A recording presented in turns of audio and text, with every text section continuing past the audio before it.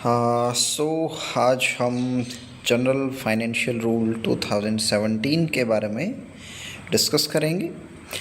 ये हम एक मैराथन होगी, with in half an hour हम कंप्लीट करने की कोशिश करेंगे। इसमें हम मेनली दो चैप्टर्स हैं, चैप्टर 5 और 6। चैप्टर 5 है वर्क्स को लेकर, चैप्टर 6 है प्रोक्योरमेंट को लेकर, गूड्स को प्रोक्योर करने के। तो वर्क्स वाला है वो मेनली डिस्कस करता है कि किस तरह से कोई काम होना है गवर्नमेंट बिल्डिंग्स में। मेनली बिल्डिंग में कंस्ट्रक्शन का काम है फॉर एग्जांपल, तो वो एक वर्क्स का एग्जांपल है। वहीं मान लो कोई टेबल प्रोक्योर करनी है, कोई स्टेशनरी प्रोक्योर करनी है, ये गूड्स प्रोक्योरमेंट में आएगा। ये चैप्टर 6 का पार्ट है। तो हम स्टार्ट करते हैं बिना किसी डिले के। और आने वाले AIIMS common recruitment exam CRE 2 के लिए बहुत ही इम्पॉर्टेंट होगा, क्योंकि पिछली बार जेम से कई क्वेश्चन आए थे, वर्क्स और प्रोक्योरमेंट से रिलेटेड भी कई क्वेश्चंस आए थे। तो 4-5 क्वेश्चंस हम एक्सपेक्ट कर सकते हैं। So let's start. तो सबसे पहले हम देख लेते हैं कि वर्क्स जो हैं वो कितने टाइप के होते हैं। इसमें हम देखते हैं ओरिजिनल वर्क्स। सबसे पहले ओरिजिनल वर्क्स, इसमें मतलब कोई नया कंस्ट्रक्शन है, कोई नई बिल्डिंग कंस्ट्रक्ट करनी है लेट्स से। दूसरा, मान लो कोई एक बिल्डिंग यहाँ थी, इसमें थोड़ा सा और एडिशन करना है, तो ये भी ओरिजिनल वर्क में आएगा, राइट। और इसमें कोई स्पेशल रिपेयर करनी है, रिपेयर नहीं स्पेशल, मतलब बहुत बड़ी रिपेयर, कोई बहुत मेगा चेंज इस बिल्डिंग में आने वाला है, उसे हम स्पेशल, तो ये ओरिजिनल वर्क इसको हम बोलेंगे, राइट। सो उसके बाद है माइनर वर्क्स। माइनर वर्क्स में है, मान लो ये बिल्डिंग थी, इसमें हमने गेट लगवा दिया लेट्स से, तो इसकी वैल्यू बढ़ गई। मान लो इसमें हमने कलर करवा दिया, कलर, तो वैल्यू बढ़ गई। कैपिटल वैल्यू इसमें ऐड होनी चाहिए, तो ये हो जाएगा माइनर वर्क। इसमें हमने नया एसेट नहीं क्रिएट किया, बट जो एग्जिस्टिंग प्रॉपर्टी हमारी थी उसकी वैल्यू बढ़ गई, फाइन। फिर है रिपेयर वर्क्स। रिपेयर्स में मतलब मान लो ये बिल्डिंग है, इसमें मान लो इसकी सीमेंट झड़ने लग गई है, उसकी हम रिपेयर करवा सकते हैं, राइट। कोई मान लो लेट्स से कोई वुडन यहाँ पे इक्विपमेंट है, वो रिपेयर मांग रहा है, तो उसकी हम रिपेयर करा सकते हैं। सो ये एग्जिस्टिंग जो गुड्स, एग्जिस्टिंग जो इसमें इक्विपमेंट है उसको रिपेयर कराने से रिलेटेड है। इसमें कुछ भी नया ऐड नहीं हो रहा है, ना इसकी वैल्यू इंक्रीज हो रही है, fine. This is called repair work. ये तीनों ही पूछे जा सकते हैं कंफ्यूजिंग स्टेटमेंट्स देके। उसके बाद है एग्जीक्यूशन ऑफ वर्क। उसमें हम देखेंगे कि अगर जो रिपेयर वर्क 30 लाख से कम है, फिर तो मिनिस्ट्री या डिपार्टमेंट जो है अपने डिस्क्रिशन पे उस काम को करवा सकता है, ठीक है। जो ऑफिसर इंचार्ज है वो रिस्पॉन्सिबल होगा। और अगर 30 लाख से ज़्यादा है देन हमें करवाना पड़ेगा कोई CPWD से या एनी PSU, उनके साथ MOU हम साइन करेंगे, राइट। और पुराने वाले में क्या था, 30 लाख से कम में डिस्क्रिशन यूज़ कर रहे थे हम, मतलब हम अपने लेवल पे डिसाइड करेंगे कि मतलब हम अपना डिस्क्रिशन यूज़ करेंगे कि किससे काम करवाना है। सो ये लिमिट्स बहुत इंपॉर्टेंट है। 30 लाख का मान लो काम करवाना है, राइट। इसको आप याद रखने के लिए ये लिमिट इस तरह से ध्यान रख सकते हैं कि W भी इस तरह से बनता है, 3 भी इस तरह से बनता है, right. So 30 lakhs, this limit related to execution of works, fine. So actual में काम कैसे होता है ये हमें देखना पड़ेगा। पहले एक रफ़ एस्टीमेट बनाया जाता है कि भाई इतना खर्चा आएगा अंदाजे से। फिर उसकी एडमिनिस्ट्रेटिव अप्रूवल ली जाती है कि क्या हम ये काम करवा लें।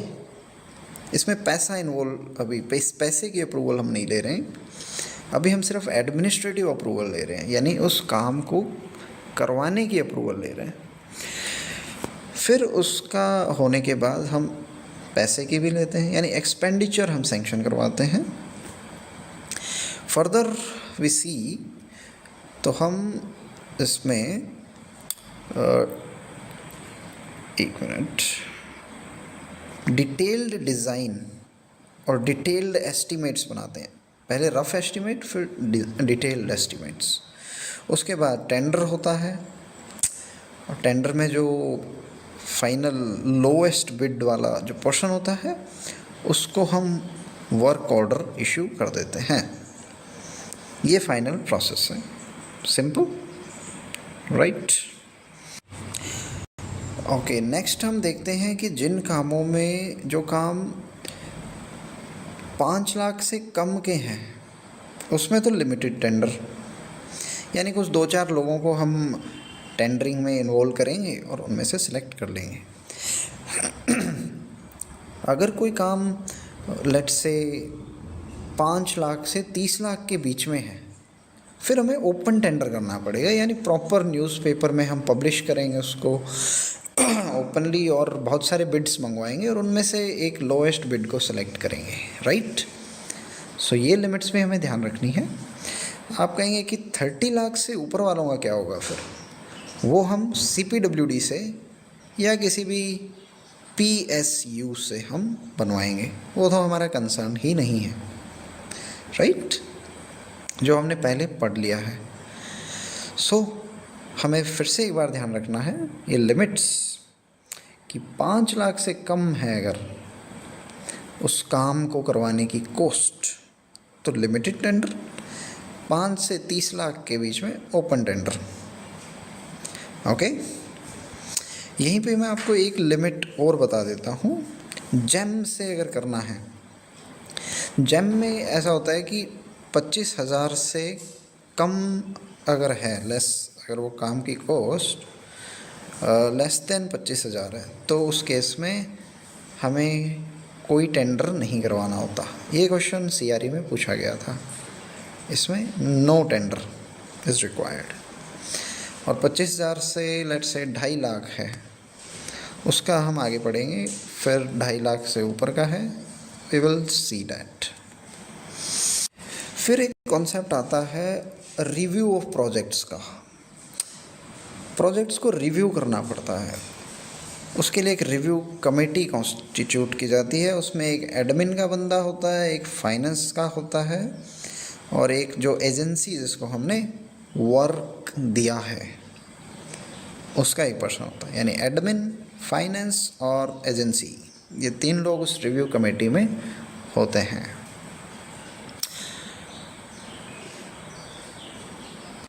सो यहाँ पे हमारा चैप्टर 5 ख़त्म होता है। प्रोक्योरमेंट पे हम मूव करते हैं। हमने वर्क्स कर लिया, यानी काम जो होता है, जो गवर्नमेंट ऑफिसेज में कंस्ट्रक्शन का मेनली होता है या रिपेयरिंग का होता है, वर्क्स वाला हमने कर लिया है। बिल्डिंग हमारी तैयार है, अब हमें करने हैं गुड्स को प्रोक्योर। काम करने के लिए सर्विसेज भी हायर करनी है हमें। अब हम बात करते हैं गुड्स एंड सर्विसेज, जो चैप्टर 6 है। This is also very important. Fine, let's see. So सबसे पहले हमें ध्यान रखना है गुड्स होता क्या है। इसमें टेंजिबल आर्टिकल्स तो होते ही होते हैं, इसके अलावा कुछ इनटेंजिबल प्रोडक्ट्स भी होते हैं। ये कंफ्यूज हमें कर सकता है। इसमें सॉफ्टवेयर शामिल हो सकता है और पेटेंट्स, राइट। पेटेंट्स यानी किसी भी प्रोडक्ट को मैन्युफैक्चर करने का किसी पर्टिकुलर कंपनी के पास राइट्स होना, उसे पेटेंट कहते हैं, right. So patents and software, ये भी है, आपको ध्यान रखना है। ये गुड्स की डेफिनेशन में है। इसे सर्विसेज में इंक्लूड मत कर लेना। उसके बाद है ट्रांसपोर्टेशन, इंस्टॉलेशन। कोई भी मान लो एसी है, उसकी इंस्टॉलेशन कॉस्ट, उसको ट्रांसपोर्ट करने की कॉस्ट, ये भी गुड्स के ही डेफिनेशन में आएंगी, राइट। कुछ एक्सेप्शंस भी हैं, जैसे बुक्स हैं, पब्लिकेशंस हैं, पीरियडिकल्स हैं, राइट। इनको सेपरेटली ट्रीट किया जाता है, ये गुड्स नहीं कंसिडर की जाएंगी। बुक्स, पब्लिकेशंस, पीरियडिकल्स गुड्स नहीं है, ये चेतना को उठाने वाली चीज़ें हैं ये। भला गुड्स कैसे बोल दें इन्हें, राइट। भोगने की वस्तुएं नहीं है ना ये एक याद करने का मेथड आप अप्लाई कर सकते हैं, राइट। हमें ध्यान रखना है ट्रांसपोर्टेशन, इंस्टॉलेशन, जो भी इंसिडेंटल चीज़ें हैं उस गुड्स को लाने की, वो भी गुड्स में ही शामिल होंगी। सॉफ्टवेयर भी, पेटेंट्स भी, ये सब चीज़ें भी गुड्स में शामिल होंगी, राइट। Let's move on. अब हम बात कर लेते हैं जेम से प्रोक्योर करने की। जेम यानी गवर्नमेंट ई मार्केट प्लेस। ये प्रेजेंट गवर्नमेंट का एक बहुत ही ट्रांसपेरेंट तरीके से प्रोक्योर करने के लिए एक पोर्टल है, जेम पोर्टल। इसे होस्ट करता है director general of supplies and disposal. और ये जो DGSD है, ये सर्टिफाई करता है सप्लायर्स के क्रेडेंशियल्स को, राइट, कि वो सप्लायर जो है वो ऑथेंटिक है या नहीं। बट जो रेट्स वो प्रोवाइड कर रहा है, लेट्स से कोई भी प्रोडक्ट का, उसको सर्टिफाई करने की रिस्पॉन्सिबिलिटी उसकी है जो प्रोक्योर कर रहा है, right. Director general of supplies and disposal सिर्फ और सिर्फ क्रेडेंशियल्स ऑफ सप्लायर्स चेक करेगा।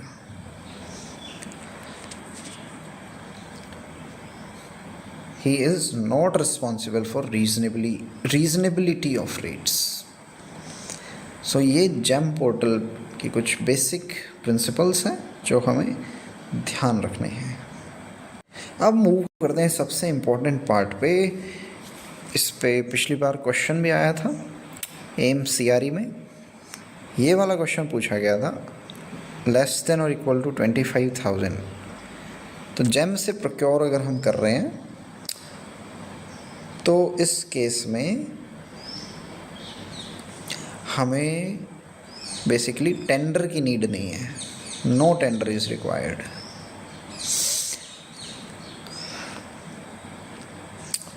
बेसिकली डिस्क्रेशन यूज़ कर सकते हैं।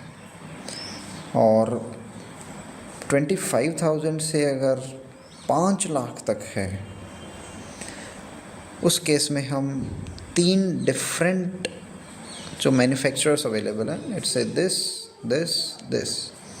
उनमें से जो लोवेस्ट होगा उसको हम चूज़ कर लेंगे, राइट। देन मूव करते हैं 5 लाख से ज़्यादा। उस केस में हमें बिड इनवाइट करनी पड़ेगी, रिवर्स ऑक्शन यूज़ होगा। ये रिवर्स ऑक्शन वाला क्वेश्चन भी पूछा गया था। मान लो हमें कोई सामान बेचना है, उस केस में हम उस सामान को ऑक्शन करते हैं। मान लो वही सामान हमें ख़रीदना है, उस केस में हम रिवर्स ऑक्शन करते हैं। सो ये लिमिट्स बहुत इम्पोर्टेंट है। 25,000, 5 लाख और 5 लाख से ज़्यादा, ओके। यहाँ पे कोई टेंडर नहीं, यहाँ पे 3 वेंडर्स के रेट को हम चेक करेंगे और यहाँ पे हमें ओपन टेंडर करना पड़ेगा। ओपन टेंडर यानी प्रॉपरली उसमें न्यूज़पेपर वगैरह में पब्लिश होगा ओपनली, और मल्टीपल टेंडर्स यहाँ पे आ सकते हैं, इनवाइट किए जा सकते हैं, और जो लोवेस्ट होगा उसको सिलेक्ट कर लिया जाएगा।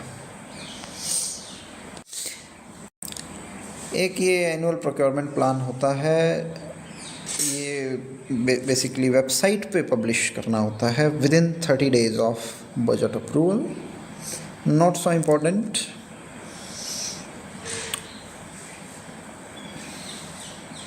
फिर रजिस्ट्रेशन ऑफ सप्लायर करना होता है, आप ध्यान रख सकते हैं।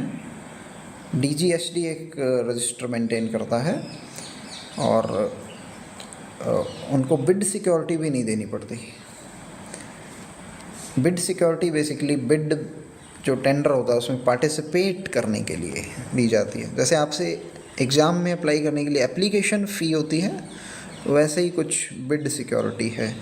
बिड प्रोसेस पूरा होने के बाद वो बिड सिक्योरिटी वो वापस कर दी जाती है, राइट।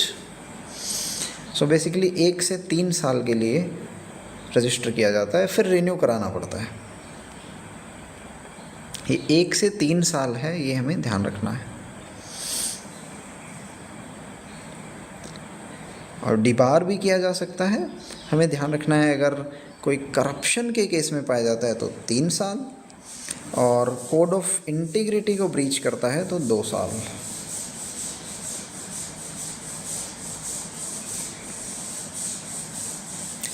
अब हम देखते हैं अगर कोई गुड जो है, कोई सामान अगर जेम पिन नहीं है, उस केस में बेसिकली जो लिमिट्स हैं उसके लिए एक अलग से प्रोक्योरमेंट पोर्टल है, वहाँ से प्रोक्योर किया जाता है। उसमें लिमिट्स हम देख सकते हैं। पहला तो सेम ही है, 25,000 जो जेम पे था वही है, इसमें कोई कोटेशंस और बिड्स की नीड नहीं है। दूसरी लिमिट यहाँ चेंज हो जाती है, 25,000 से 2.5 लाख है यहाँ पे। जेम के केस में 5 लाख था, 25,000 से 5 लाख, यहाँ पे है 2.5 लाख। यहाँ पे भी 3 मेंबर की एक लोकल परचेज कमेटी बनेगी और वो मार्केट में जाके सर्वे करेंगे और कोटेशंस वहाँ से कलेक्ट करेंगे।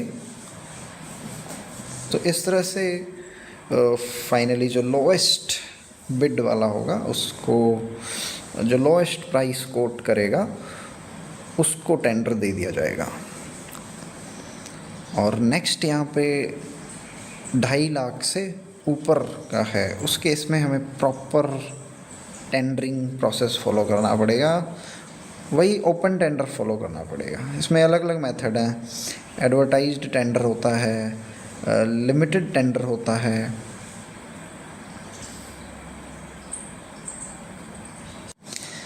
सो बेसिकली सिंगल टेंडर इंक्वायरी है, 2 स्टेज बिडिंग है, ई रिवर्स ऑक्शन।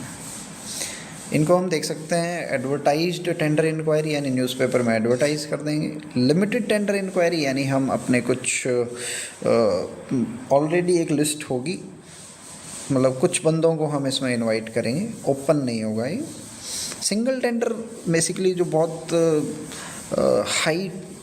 ज़्यादा टेक्निकल प्रोडक्ट्स जो होते हैं, जिनके सप्लायर बहुत कम मिलते हैं, बहुत हाईली प्रिसीजन वाले प्रोडक्ट्स होते हैं, उसमें सिंगल टेंडर होती है, क्योंकि उसमें बहुत सारे ज़्यादा वेंडर्स मिल नहीं पाते हैं। फिर 2 स्टेज बिडिंग है, इसमें 2 स्टेज यानी पहले उसमें टेक्निकल बिड्स, फिर फाइनेंशियल बिड्स। टेक्निकल में बेसिकली क्वालिटी पे फोकस होता है, फाइनेंशियल में कॉस्ट पे फोकस होता है। सो 2 स्टेज होती है। 2 स्टेज में पहले टेक्निकल बिड्स मंगवाई जाती हैं, फिर फाइनेंशियल बिड्स मंगवाई जाती है।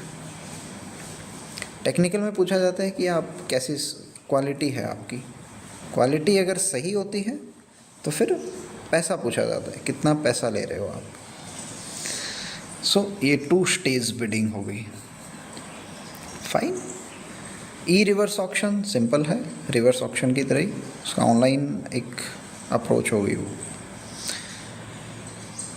और सारी टेंडर इंक्वायरीज़ को सेंट्रल पब्लिक प्रोक्योरमेंट पोर्टल पे पब्लिश किया जाएगा। सो जेम से ये थोड़ा डिफरेंट है, क्योंकि यहाँ लिमिट 2.5 लाख है। जेम में लिमिट जो थी वो 5 लाख थी, 25,000, 5 लाख, 5 लाख से ऊपर। यहाँ 25,000, 2.5 लाख, 2.5 लाख से ऊपर, राइट। यहाँ पे है फिर एडवर्टाइज्ड टेंडर इंक्वायरी, इनको हम देख चुके हैं, मैं एक बार फिर से बता देता हूँ। इसमें अगर जो गुड्स की वैल्यू अगर 25 लाख से ज़्यादा है, 25 लाख अपने आप में बहुत बड़ी अमाउंट हो जाती है, तो इसके लिए न्यूज़पेपर में एडवर्टीज़ करना पड़ता है और बिड्स इनवाइट की जाती है बहुत सारे वेंडर्स से। और बिड सबमिशन करने के लिए जो टाइम दिया जाता है 3 हफ्ते का दिया जाता है। इसको भी याद करने का तरीका है, B is written like this, 3 is also written like this, right? 3 weeks हमें ध्यान रखना है। और 25 लाख आप ध्यान रख ही सकते हैं कि ये बहुत बड़ा अमाउंट हो जाता है। यूजुअली हम 2.5 का जिक्र कर रहे हैं, हमें सिर्फ 0 ही हटानी है, तो ये 25 लाख एक अपने आप में बड़ा अमाउंट है। तो इसके लिए एडवर्टीज़मेंट करना इम्पोर्टेंट है। उसके बाद है लिमिटेड टेंडर इंक्वायरी। अगर 25 लाख से कम है तो उस केस में हम कुछ एक सप्लायर्स की लिस्ट होती है हमारे पास, 1 2 3 4 कितने भी हो सकते हैं, उनको ही हम इनवाइट करते हैं बिड के लिए, ओपनली नहीं करते। एक लिस्ट हमारे पास प्रिपेयर्ड होती है, उसी में से ही सप्लायर्स को बुला लिया जाता है। This is called limited tender. The name limited is self explanatory. हाँ, इसमें एक चीज़ हमें ध्यान रखनी है कि नंबर ऑफ सप्लायर्स जो हैं वो मोर देन 3 होनी चाहिए, राइट?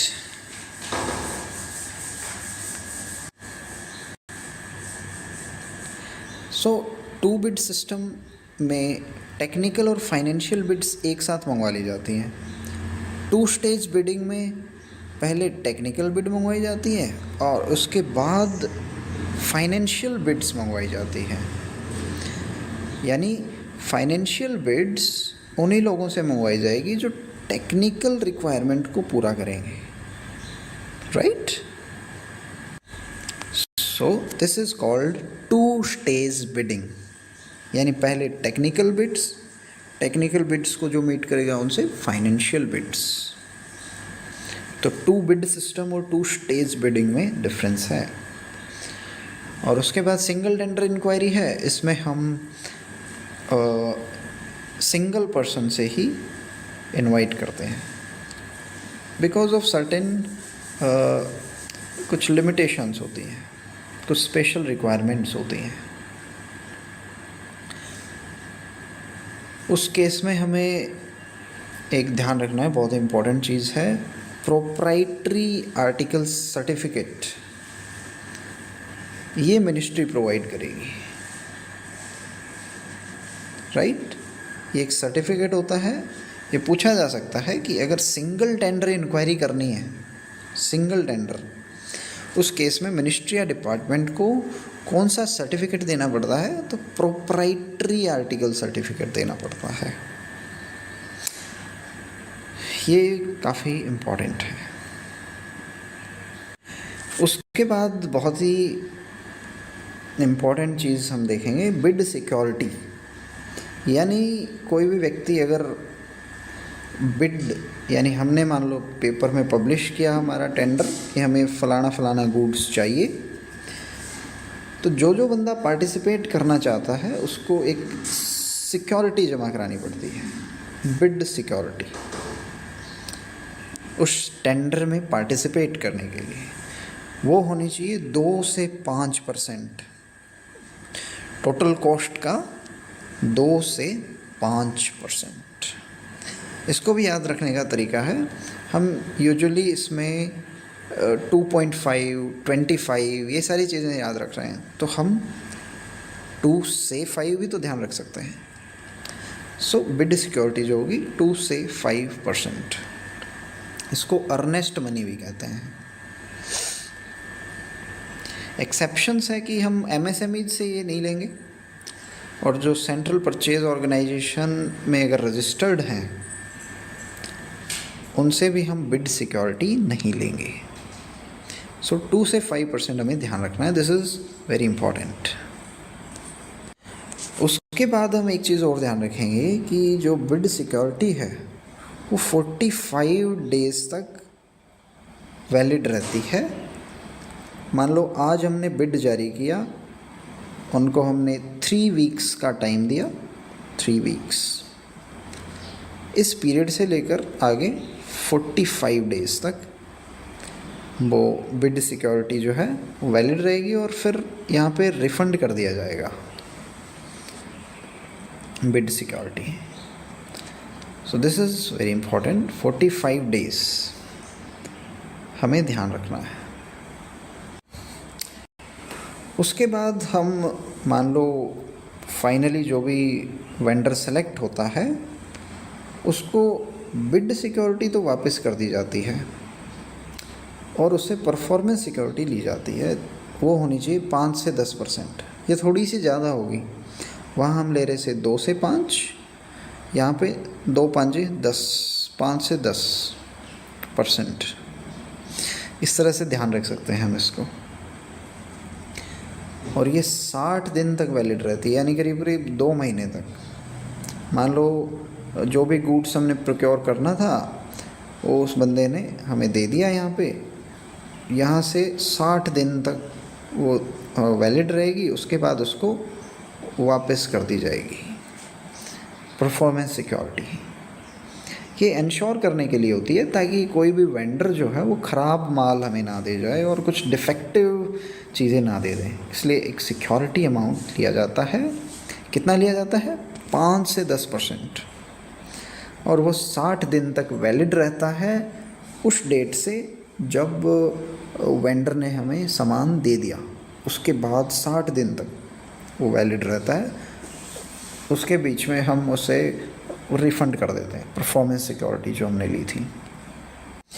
कुछ केसेस में एडवांस पेमेंट का भी प्रोविज़न है। मान लो कोई मेंटेनेंस कॉन्ट्रैक्ट्स हैं, जैसे एसी की सर्विसिंग है, कंप्यूटर्स को मतलब सिक्योरिटी चेक्स वगैरह करने हैं, रिपेयरिंग करनी है। इस तरह के जो रिकरिंग जो काम होते हैं उनके लिए हम एडवांस पेमेंट भी कर सकते हैं। यूजुअली ये 6 महीने की जाती है, अगले 6 महीने की एक साथ पेमेंट कर दी जाती है। या कोई टर्न की कॉन्ट्रैक्ट्स हैं या फैब्रिकेशन कॉन्ट्रैक्ट्स, इनके केस में भी हम एडवांस पेमेंट कर सकते हैं। कितनी कर सकते हैं?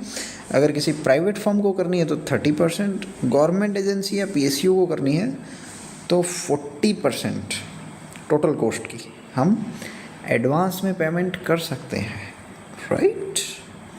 और एक चीज़ आप यहाँ भी देख सकते हैं, मेंटेनेंस कॉन्ट्रैक्ट जो है वो अगले 6 महीने के लिए हम एडवांस पेमेंट कर सकते हैं। अगले 6 महीने में हमें जितनी भी पेमेंट करनी थी वो हम यहीं कर देते हैं।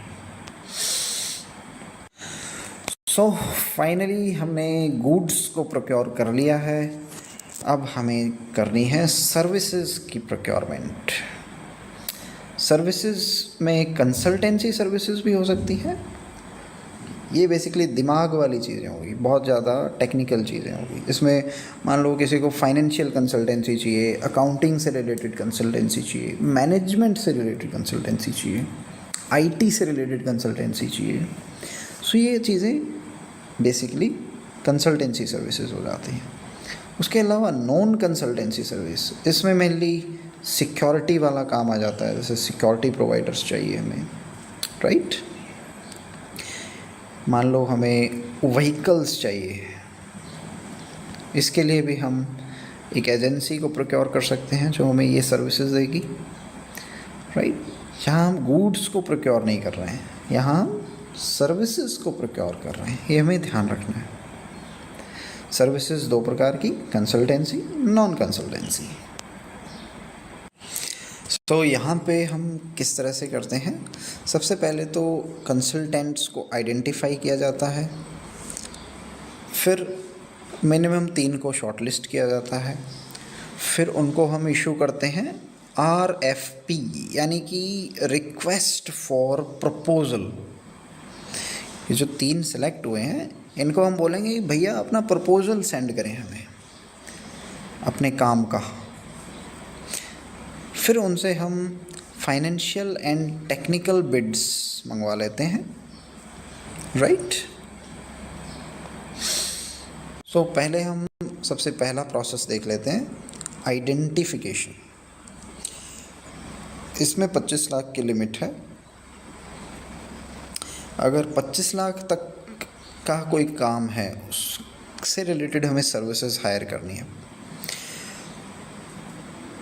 तो हम एक सिंपल फॉर्मल या इनफॉर्मल इंक्वायरी के थ्रू हम पोटेंशियल कंसल्टेंट्स को आइडेंटिफाई कर सकते हैं अपने ही लेवल पे। अगर 25 लाख से ऊपर का काम है, उससे ऊपर की हमें अगर कंसल्टेंसी सर्विसेज चाहिए, तो हम एक्सप्रेशन ऑफ इंटरेस्ट मंगवाएंगे कि भाई जो जो इंटरेस्टेड हैं वो अपना इंटरेस्ट एक्सप्रेस करें। एक्सप्रेशन ऑफ इंटरेस्ट, ये न्यूज़पेपर में छपता है, राइट। फिर आइडेंटिफाई हमने कर लिया है, तो फिर हम एक्सप्रेशन ऑफ इंटरेस्ट भी आ गए हैं। फिर हम करते हैं शॉर्ट लिस्टिंग। शॉर्ट लिस्टिंग के बाद हम उनको, जो जो शॉर्ट लिस्टेड बंदे हैं, उनको हम रिक्वेस्ट फॉर प्रपोजल भेज देते हैं।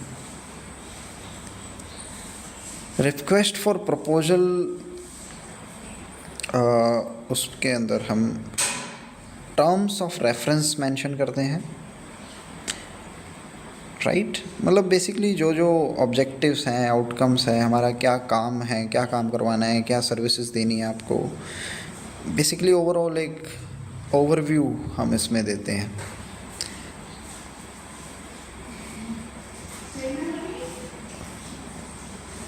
सो पहले हमने आइडेंटिफिकेशन किया, फिर हमने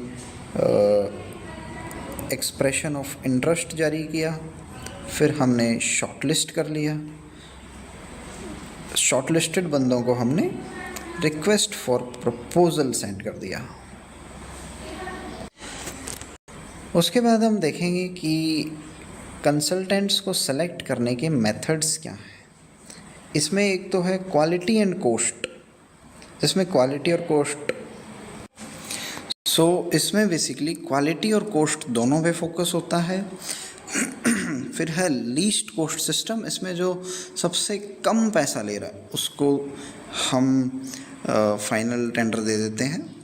इसके बाद सिंगल सोर्स सिलेक्शन, ये कुछ स्पेशलाइज्ड चीज़ों के लिए होता है, उसमें हम एक सिंगल सोर्स से ही वो कंसल्टेंसी सर्विस हायर करते हैं, राइट। और यहाँ पे एक बहुत ही इम्पॉर्टेंट चीज़ है कि जो quality and cost based system है, इसमें हम क्वालिटी पे भी फोकस करते हैं और फाइनेंशियल या कॉस्ट पे भी फोकस करते हैं। तो जो क्वालिटी की वेटेज है वो 80% नहीं होनी चाहिए, यानी क्वालिटी 80-20 हो सकती है, 70-30 भी हो सकती है क्वालिटी और कॉस्ट का रेशियो, लेकिन 80 से एक्सीड नहीं करना चाहिए। आप ये नहीं कह सकते कि भाई हम क्वालिटी का रेशियो 90 रखेंगे और कॉस्ट 10 रखेंगे, तो this is not possible. Quality की वैल्यू हमें 80% से एक्सीड नहीं करनी है। ओके, अब हम कंसल्टेंसी सर्विसेज को हायर कर चुके हैं, अब हम करेंगे नॉन कंसल्टेंसी। इसमें हायरिंग ऑफ व्हीकल्स हो सकता है और सिक्योरिटी सर्विसेज प्रोवाइडर्स जो होते हैं, सिक्योरिटी गार्ड्स जो होते हैं, या उससे रिलेटेड और एक्टिविटीज़, वो इसमें आ जाती है नॉन कंसल्टेंसी सर्विसेज में। इसमें हमें लिमिट्स ध्यान रखनी है, below 10 lakhs and above 10 lakhs। इसको याद करने का तरीका है, मान लो एक व्हीकल का हम एग्जांपल ले सकते हैं। एक व्हीकल कितने का आता है? Somewhere around 10 lakhs। आज के टाइम में 10 lakhs एक स्टैंडर्ड अमाउंट है, इस तरह से हम याद रख सकते हैं इसको। अगर बिलो 10 lakhs की हमें नॉन कंसल्टेंसी सर्विस हायर करनी है, तो हम लिमिटेड टेंडर इंक्वायरी करेंगे। लिमिटेड टेंडर में भी मिनिमम 3 को हम इनवाइट करेंगे। 10 लाख से ऊपर की बात है तो हम एडवर्टाइज्ड टेंडर करेंगे, ओपन टेंडर। 10 लाख की लिमिट हमारी है नॉन कंसल्टेंसी सर्विसेज में, ओके। और इसको याद करने का मेथड मैंने गाड़ी का आपको बताया है। जैसे ही नॉन कंसल्टेंसी आप सुने तो आपको एक कार ध्यान आनी चाहिए, एक व्हीकल ध्यान आना चाहिए। नॉन कंसल्टेंसी सर्विस यानी व्हीकल या security whatever, something like that. So एक व्हीकल समवेयर कॉस्ट करता है 10 lakhs.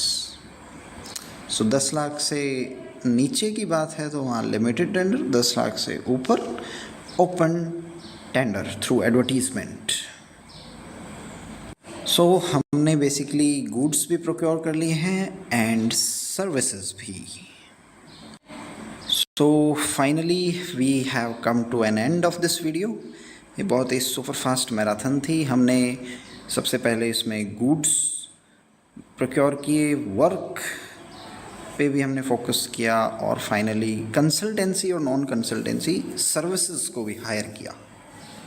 राइट, वर्क्स और प्रोक्योरमेंट, ये दोनों चीज़ें, दोनों चैप्टर 5 और 6 GFR के बहुत इंपॉर्टेंट हैं और क्वेश्चंस इन्हीं से ही आते हैं, क्योंकि गवर्नमेंट ऑर्गेनाइजेशंस में काम जो है प्रोक्योरमेंट का और वर्क का इन्हीं चैप्टर्स में जो सेक्शंस दिए हुए हैं.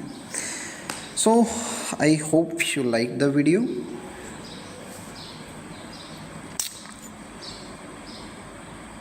और इसके अलावा भी मैंने इससे पहले 2 मैराथन्स और अपलोड की हैं. एक CCA रूल्स से रिलेटेड जिसमें पेनल्टी लगती है, और CCS लीव रूल्स. सो ये तीनों ही बहुत इम्पोर्टेंट है. आप प्लेलिस्ट में जाकर बाकी वीडियोस भी देख सकते हैं. Thank you.